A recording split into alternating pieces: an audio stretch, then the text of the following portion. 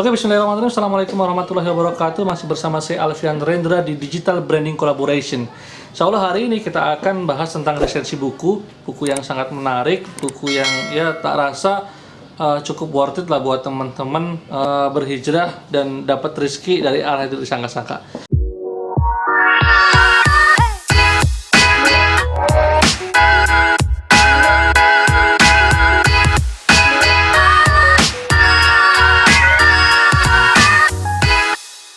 Nah, buku ini masuk buku kategori motivasi dan inspirasi. Ya, ini di bukunya Jackpot Rizki. Sebenarnya judulnya saya nggak begitu suka, teman-teman.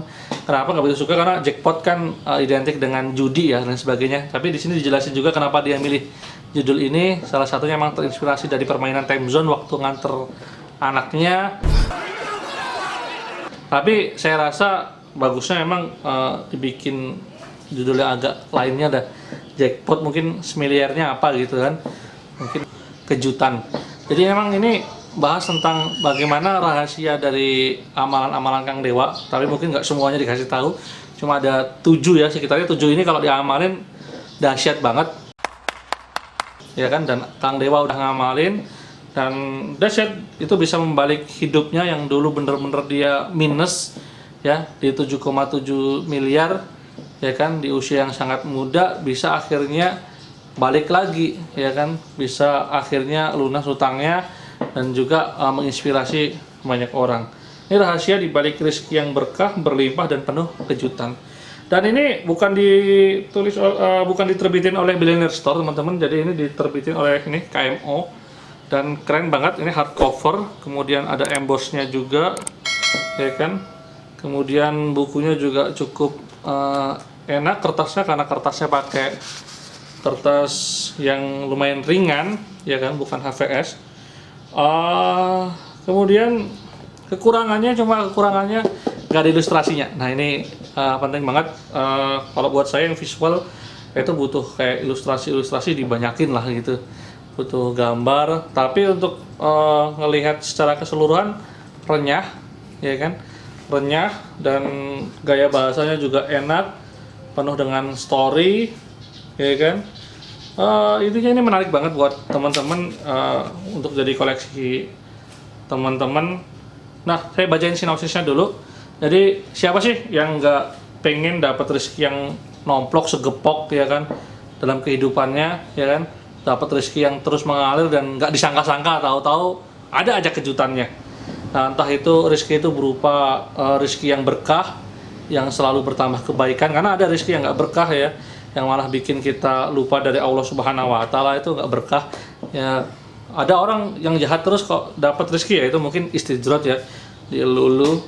Kemudian ya siapa sih yang nggak pengen dapat penghasilan yang melimpah, pasangan yang soleh, solehah, rumah tangga yang sakinah, mawadah, warohmah, anak-anak yang qurrata ayun, ilmu yang bermanfaat, jejaring networking, sahabat yang luas ya kan, kemudian kesehatan yang selalu prima, dan banyak lagi kenikmatan-kenikmatan yang dipingini manusia. Siapa sih yang nggak pingin? Tentu teman-teman di sini semua pengen ya dapat rezeki yang melimpah tadi. Nah, tentu semua orang pengen. Nah, coba bayangkan apa jadinya kalau kita bisa tahu rahasia ya kan, di balik ya magnet rezeki ini, di balik dapat rezeki yang tidak disangka-sangka ini. Nah, ada syarat-syaratnya biar kita bisa dapat rezeki yang tidak disangka-sangka ini. Nah, sebelumnya kita akan ngurusin dulu makna tentang rezeki. Jadi rezeki ini sebenarnya kalau teman-teman cari di semua ayat-ayat Al-Quran itu artinya atau pemberian. Jadi ini benar-benar pemberian. Ya, yang namanya pemberian ya terserah yang ngasih. Bisa banyak, bisa sedikit, mau bentar, mau nanti, ya ini terserah yang ngasih. Cuma artinya ini memang pemberian ya. Dan manusia itu udah dijatah rezekinya, nggak akan ketuker ya kan, nggak akan ketuker, nggak akan pernah ini. Nah, yang bikin orang stres, resah itu karena ngerasa rezekinya itu yang ada di tangannya ini gitu kan.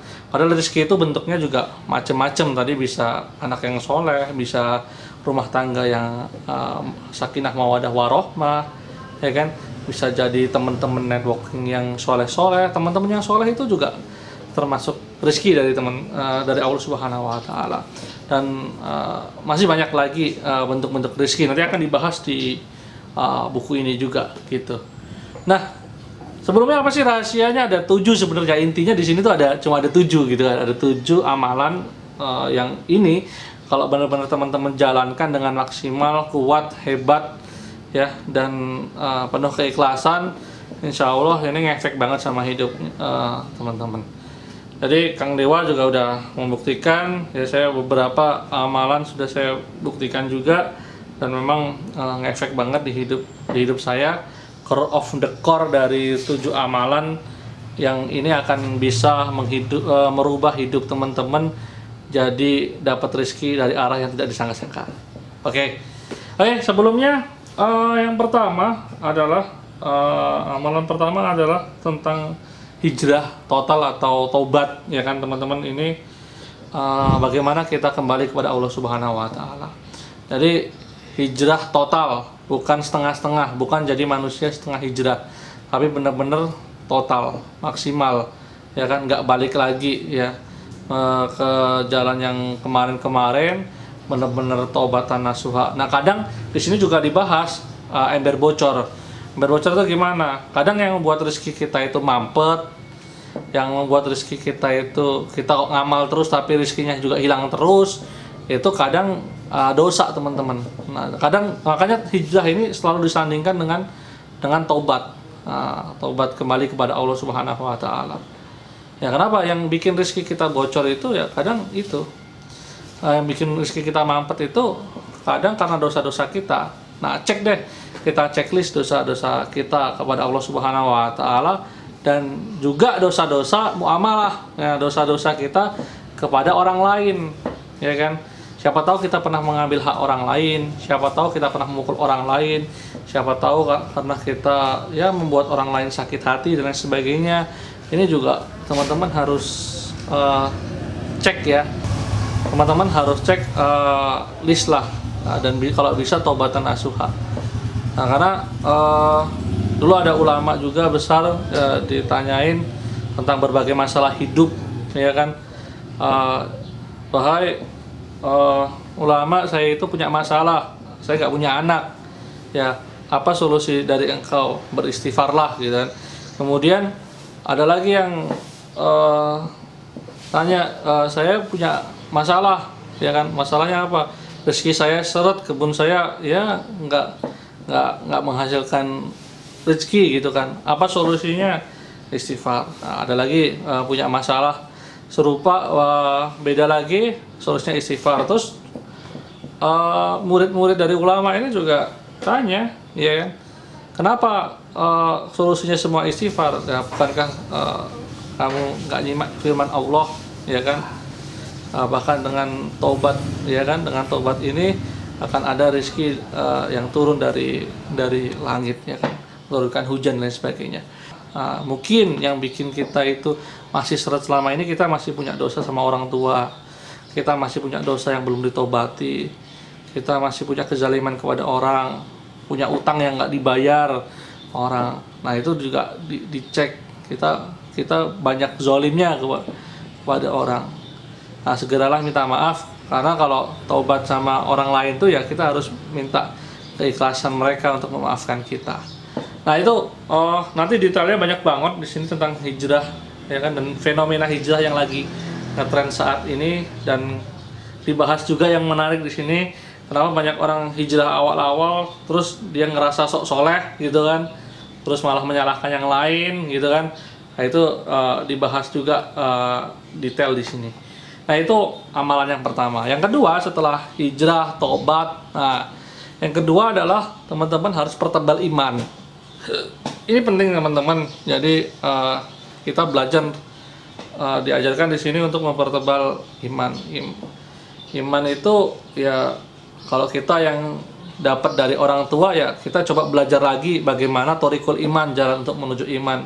Ya, benar-benar kita itu beriman itu bukan karena orang tua, bukan karena sahabat dan lain sebagainya. Cuma emang benar-benar kita beriman ini karena mencari, karena berpikir, ya kan, karena menemukan. Itu akan lebih kuat daripada kita beriman ini cuma ikut-ikutan ya, karena orang tuaku Islam, gue juga Islam gitu kan. Nah ini coba teman-teman pertebal iman dengan amalan-amalan soleh juga ya kan, salah satu mempertebal iman. Kemudian dengan berkumpul dengan orang-orang soleh ya kan, dengan baca Quran dan maknanya ya kan, tombok hati lah 5 perkaranya. Jadi teman-teman yang hatinya lagi gelisah, pusing dan sebagainya, silahkan amalkan tombok hati ini ya. Jadi menarik di sini dijelasin tentang iman ini. Jadi kita harus mempertebal iman, mempertebal, yang paling penting itu mempertebal keyakinan kita kepada Allah Subhanahu wa taala, bahwa Allah itu Maha besar, Maha pemberi rezeki. Yang namanya Maha itu ya paling besar ya kan. Paling ya, nggak ada yang menyamai, tidak ada yang serupa dengan Dia, tidak ada yang setara dengan Dia. Dia yang paling bisa menyelesaikan masalah kita. Nah, kita jangan bersandar kepada kemampuan diri kita, kemampuan otak kita, keluarga kita, networking kita, karena semua itu rapuh.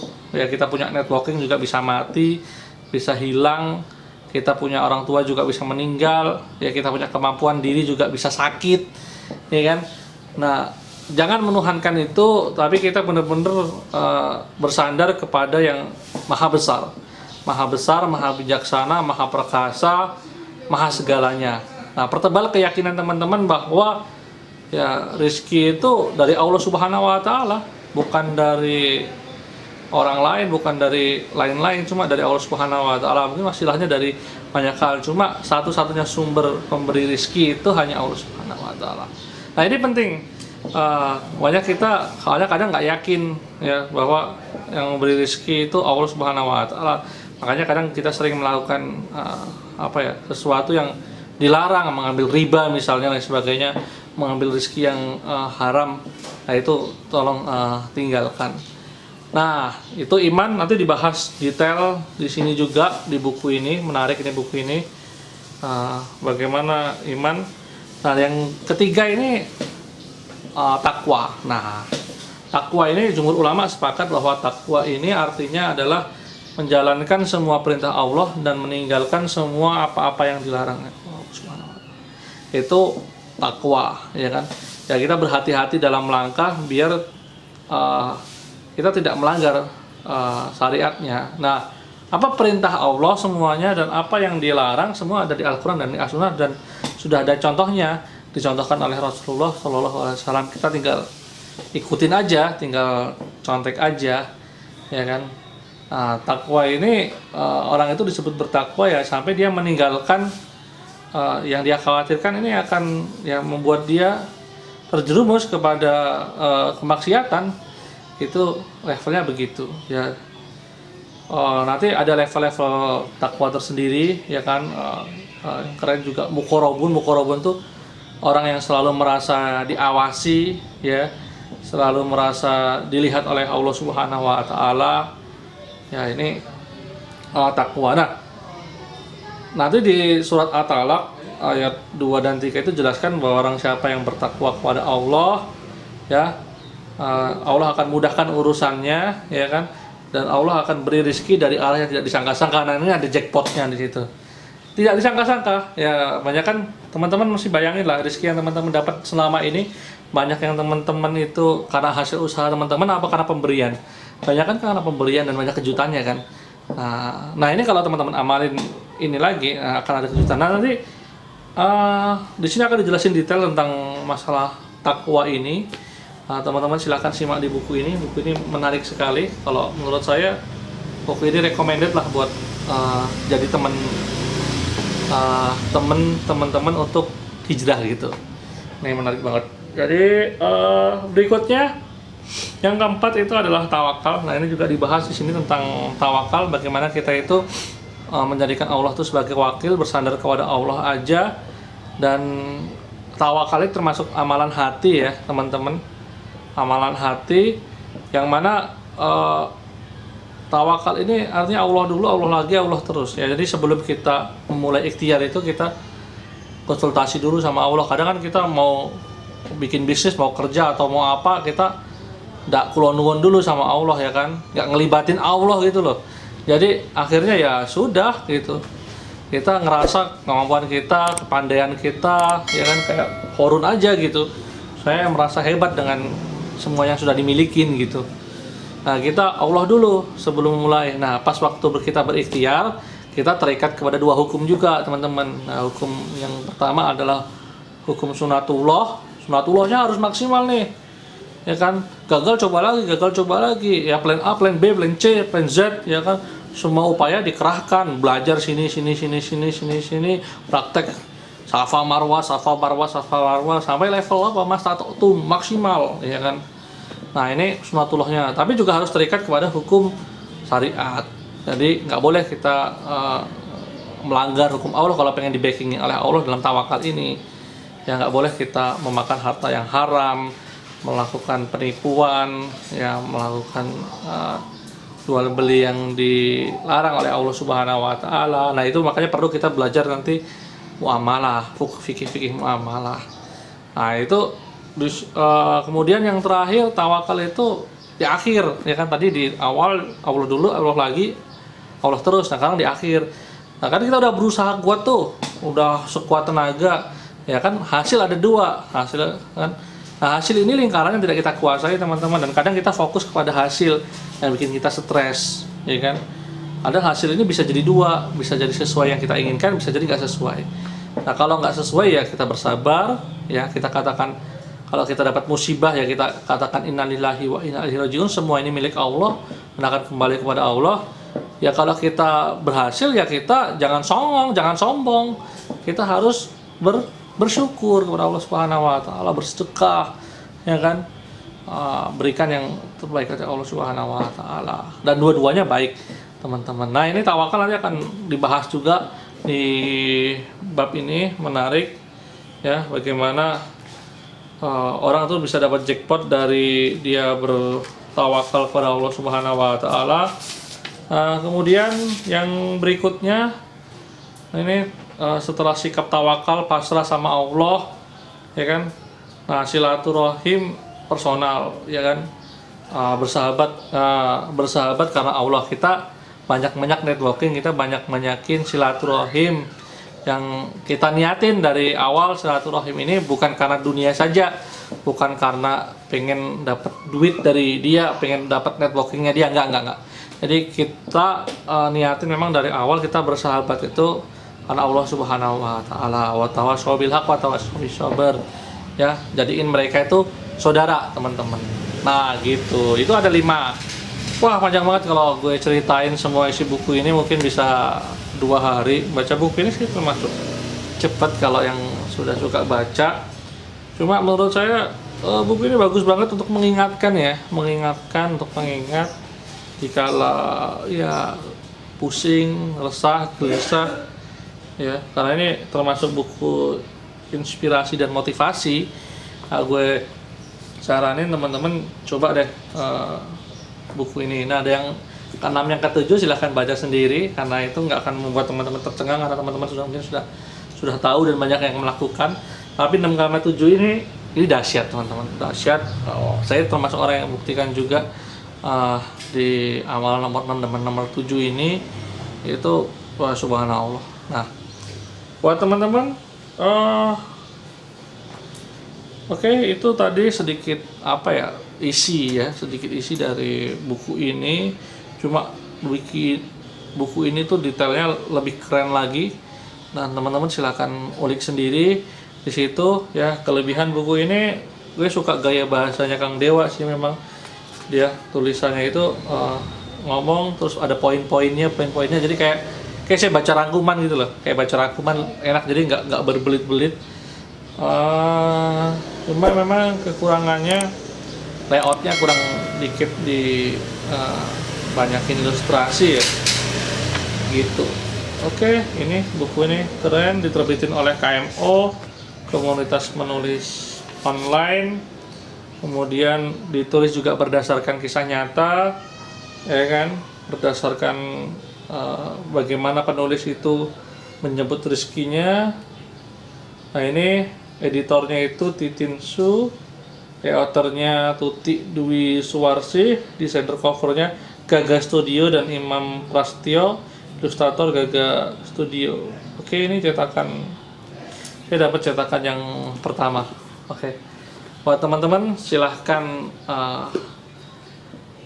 baca buku ini. Sampai jumpa di resensi buku berikutnya. See you next time.